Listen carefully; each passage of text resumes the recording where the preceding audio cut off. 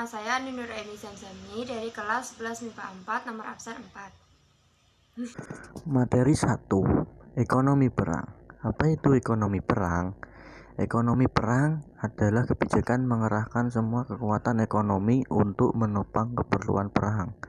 Di awal kedatangannya, Jepang memberlakukan ekonomi self-help atau berusaha untuk memenuhi sendiri kebutuhan pemerintah Jepang di Indonesia. Assalamualaikum warahmatullahi wabarakatuh. Saya akan menerangkan tentang ekonomi perang pada masa penjajahan Jepang. Ekonomi perang adalah kebijakan mengerahkan semua kekuatan ekonomi untuk menopang keperluan perang di awal penjajahan Jepang atau di awal kedatangan Jepang di Indonesia. Dan Jepang juga memberlakukan ekonomi self-help atau berusaha untuk memenuhi kebutuhan sendiri pada pemerintahannya di Indonesia. Kebijakan tersebut juga dikeluarkan untuk membantu kegiatan Jepang yang tengah menghadapi Perang Dunia Kedua.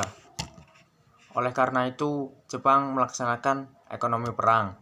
Dan yang kedua, saya akan memberi sedikit pernyataan tentang pengendalian di bidang pendidikan dan kebudayaan.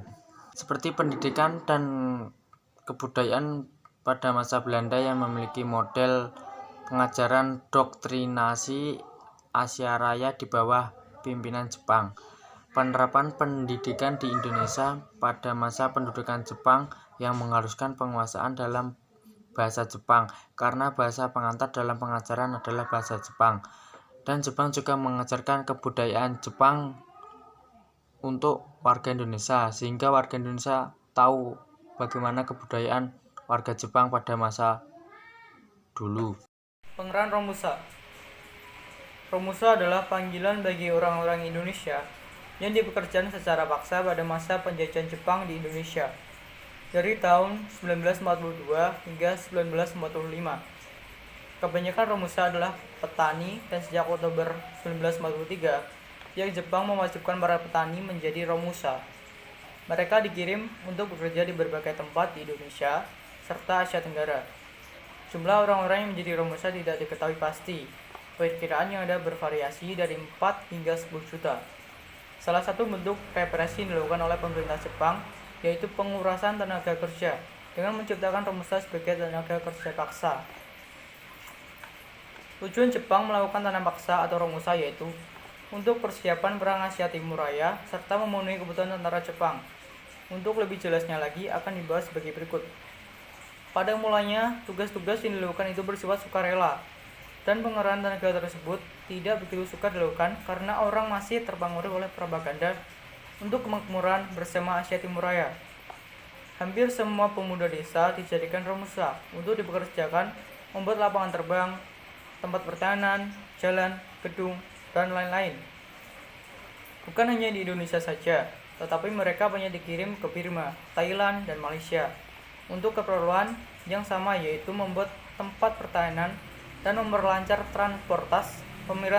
Pemerintah Jepang terus melancarkan kampanye pengerahan Romusa yang diberi sebutan prajurit ekonomi atau pahlawan kerja, yang digambarkannya sebagai orang yang sedang menjalani tugas suci guna memenangkan Perang Asia Timur Raya. Pada waktu itu, pemerintah berhasil mengerahkan Romusa keluar Jawa sebanyak 300.000 orang, sedangkan sekitar 70.000 orang dalam keadaan yang menyedihkan. Saya akan menjelaskan gerakan perjuangan bawah tanah pada penjajahan Jepang di Indonesia. Gerakan perjuangan bawah tanah adalah perjuangan yang dilakukan secara tertutup dan rahasia. Perjuangan bawah tanah ini dilakukan para tokoh nasionalis yang bekerja pada instansi pemerintahan bikinan Jepang. Jadi dibalik kepatuhannya pada Jepang tersembunyi kegiatan yang memiliki tujuan menghimpun dan mempersatukan rakyat untuk meneruskan perjuangan untuk mencapai Indonesia merdeka. Perjuangan bawah tanah ini tersebar di macam-macam tempat seperti Jakarta, Semarang, Bandung, Surabaya, serta Medan. Di Jakarta terdapat kelompok yang melaksanakan perjuangan model ini antara kelompok perjuangan yang satu dengan kelompok perjuangan yang lain. Selalu terjadi kontak hubung kelompok-kelompok perjuangan itu. Perlawanan bersenjata. Perlawanan bersenjata merupakan perlawanan bangsa Indonesia secara terbuka terhadap penduduk Jepang Indonesia. Perlawanan ini ditandai dengan perang antara bangsa Indonesia terhadap bangsa Jepang secara terbuka dan mengakibatkan korban di kedua belah pihak. Perlawanan bersenjata yaitu dengan melakukan saling tembak-menembak hingga mengakibatkan korban. Dampak negatif kedatangan Jepang ke Indonesia. Selain dampak positif, kedatangan Jepang juga membawa kerugian besar bagi bangsa Indonesia. Antara lain, Jepang menguasai daerah strategis yang dianggap penting, sehingga Jepang melakukan berkesewenang-wenangan kepada rakyat. Banyak rakyat Indonesia yang mengalami siksaan fisik, penahan tanpa alasan, perbudakan seks, hingga hukuman mati. Jepang menerapkan sistem kerja paksa Romusa. Sistem ini sangat tidak manusiawi dan menyebabkan banyak korban meninggal dunia. Jepang menyebabkan rakyat menderita kelaparan karena perampasan hasil bumi dan sumber pangan rakyat. Suara rakyat dibungkam, pers dibatasi sehingga tidak ada yang berani mengungkap kejahatan Jepang. Terjadinya kekacauan situasi dan kondisi keamanan yang parah, seperti maraknya perampokan, pemerkosaan, dan kejahatan lainnya di tengah masyarakat. Standar pendidikan Indonesia menurun drastis akibat Jepang memperkerjakan guru-guru pribumi sebagai pejabat yang mudah diperalat. BPUPKI adalah singkatan dari Badan Penyelidik Usaha-Usaha Persiapan Kemerdekaan Indonesia, dalam bahasa Jepang yaitu Dokuritsu Junbitsu Sakai. BPUPKI diresmikan pada tanggal 28 Mei 1945 di Gedung Chuo Sang-in, Jalan Pejambon, Jakarta. Dalam peresmiannya dihadiri oleh pejabat militer Jepang yaitu Jenderal Itagaki dan Letnan Jenderal Nagano. BPUPKI diketuai oleh Rajiman Weddiodiningrat dengan wakil ketua yaitu Hibangase Yoshio yang berasal dari Jepang dan Suroso yang berasal dari Indonesia. BPUPKI beranggotakan 67 orang yang terdiri 60 orang Indonesia dan 7 orang dari Jepang yang bertugas mengawasi. Kurang lebih 4 bulan berdiri, BPUPKI dibubarkan pada tanggal 7 Agustus 1945. Hal ini dikarenakan tugas-tugas yang sudah selesai dilaksanakan.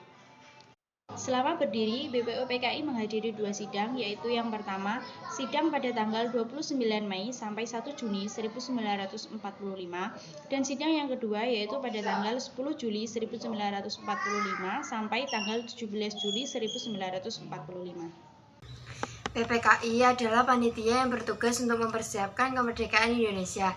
Sebelumnya sudah dibentuk BPUPKI, kemudian dibubarkan oleh Jepang dan dibentuk PPKI pada tanggal 7 Agustus 1945 yang diketuai oleh Ir Soekarno. Izin pembentukan badan ini diberikan oleh Hisaichi Terauchi, seorang marsekal Jepang yang berada di Saigon. Badan ini dibentuk sebelum MPR ada. Pada awalnya PPKI beranggotakan 21 orang. 12 orang dari Jawa, 3 orang dari Sumatera, 2 orang dari Sulawesi, 1 orang dari Kalimantan, 1 orang dari Nusa Tenggara, 1 orang dari Maluku, dan 1 orang dari golongan Tionghoa.